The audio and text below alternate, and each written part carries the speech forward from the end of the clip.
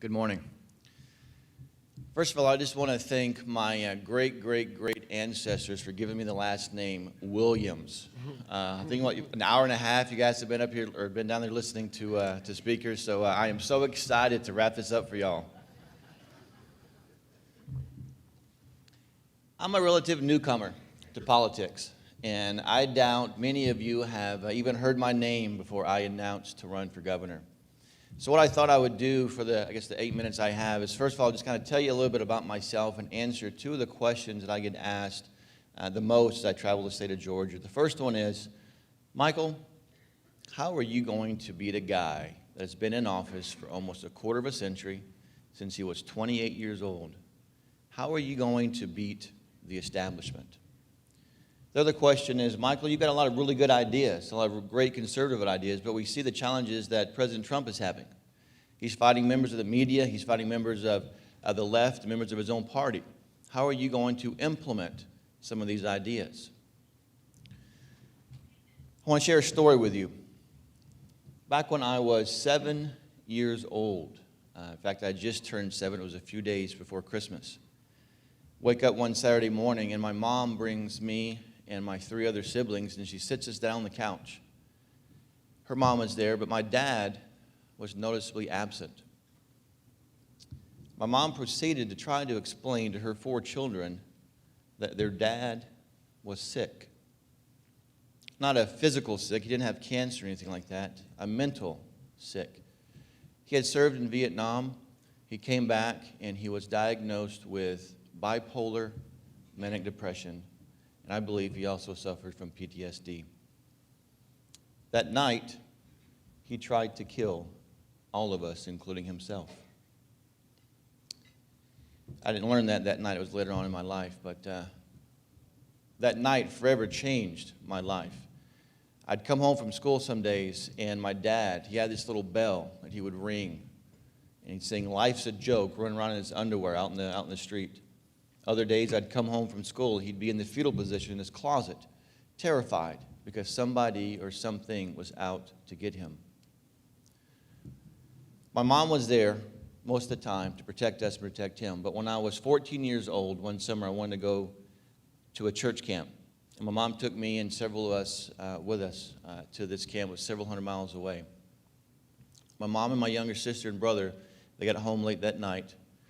They ran inside, and they found my dad laying on the ground at the bottom of the stairs with a picture of his family in one hand and a suicide note laying on the table. I went through many struggles and trials as a 14-year-old who lost his father to suicide. Blamed myself, had feelings of self-doubt. But I remember I was a senior in high school. I went to a very small school. I'm a big guy, a larger guy, and I was forced almost to play most of the sports, whether I was good or not. I rode the bench pretty much in baseball, but I was out there nonetheless. My senior year, we got a track coach, a brand new track coach, and he saw me, he saw my height, and he saw my legs, and he said, Michael, I want you to run the 300-meter hurdles. I don't know if any of you guys are track stars out there, but that's one of the toughest races to run. You've got to sprint 300 meters and jump over these hurdles. Well, again, I went to a small school, very limited resources. I didn't have a track. What I had was a cow pasture. I ran around in circles trying to get endurance. And we didn't even have enough hurdles to make an entire track. So I would run over 3 hurdles. So my practice was run around a cow pasture and then run around these 3 hurdles over and over and over again.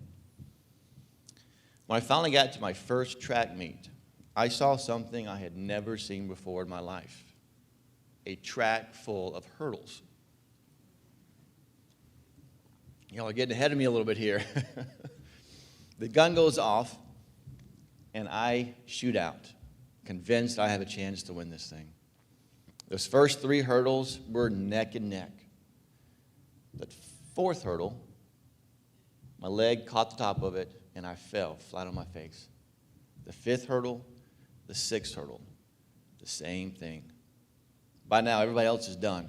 They finished the race, and I'm alone on this track, 17-year-old senior in high school, embarrassed and ready to just give up and quit. But before that thought could even leave my mind, those hurdles, they transformed No longer were they hurdles of metal and of plastic and of wood, but the hurdles that I had had to overcome my entire life. And I got up and I finished that race. But I still knocked over every single remaining hurdle. I crossed over the finish line, and it's not like in the movies when you got this guy struggling out there on a sports field, and he finishes, and the whole crowd stands up and applauds. There was none of that. There's nobody patting me on the back when I had finished. I sat down alone in isolation up at the top of the bleachers, just contemplating what happened. And the poem by the English poet William Ernest Henley came to mind. It's a poem in Vidkus, where he talks about, I am the captain of my fate, the master of my soul. That's the kind of person I've been as a state senator. That's the kind of person I'm going to be as your next governor. We have challenges facing us. And let me tell you who does not have the answers. Lobbyists, special interests, and big corporations. They have their own interest in mind. We, the people of Georgia, the citizens of Georgia, need to be represented by somebody who is not beholden to those same groups. I am the only candidate up here that is putting my own money, a significant amount of money, into this race to finance this race, so I won't be bought and paid for when I become your governor. And I'll make a promise to you right now that I will represent you, the people of Georgia, better than any other person that stood up here before. And with that, I guess I'll take some questions. GMA recently completed. Thank you. GMA recently completed a capital needs survey of its membership. Projections indicate that Georgia cities will need about $11.2 billion for capital project over the next 5 years. The greatest category of need for most cities, water and sewer, followed by transportation, public safety, and government buildings. As governor, what would you do to help cities in meeting those funding needs? The first thing that I would do is work to get state government out of the way. I'm going to ask a question that I probably should not answer or ask because I don't know the answer, and I've been told don't ask a question you don't know the answer to. But I'm willing to bet while the state of Georgia's budget has gone from $15 billion to $26 billion in the past, is it 8 years, a 71% increase, there's not a city or county in the state that has had that type of increase.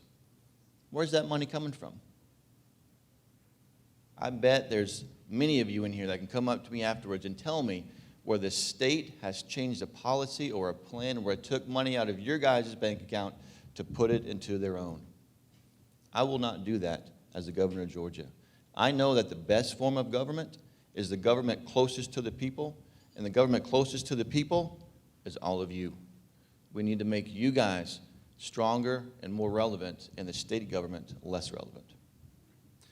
You've made giving raises for local police officers to match the state raises we talked about earlier a centerpiece of your campaign. How do you pay for those raises without raising taxes?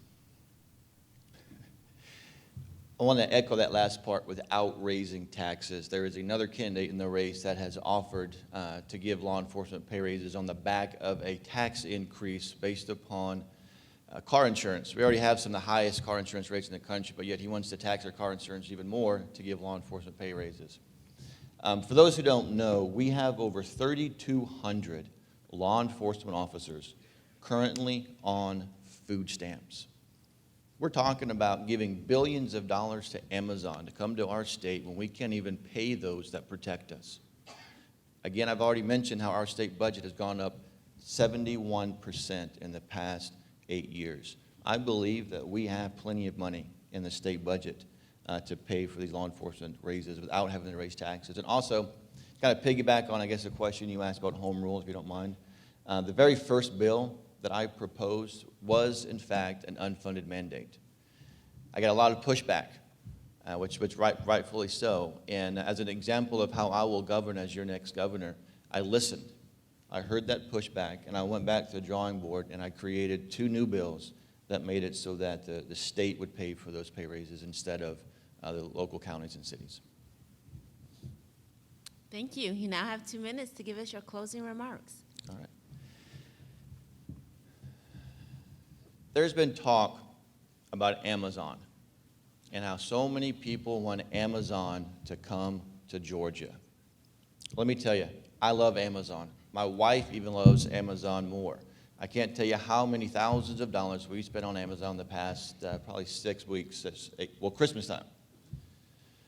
I want Amazon to come because they want to be a part of Georgia and the culture that we have here in Georgia. Not because of the billions of dollars that they're going to receive to come to Georgia. New Jersey has already offered $7 billion. I've read reports where they're expecting anywhere from $9 to $11 billion to come to our state.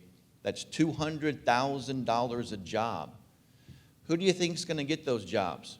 You think there are people that live in Georgia right now who are going to get those jobs, those 50,000 jobs? I venture to say no.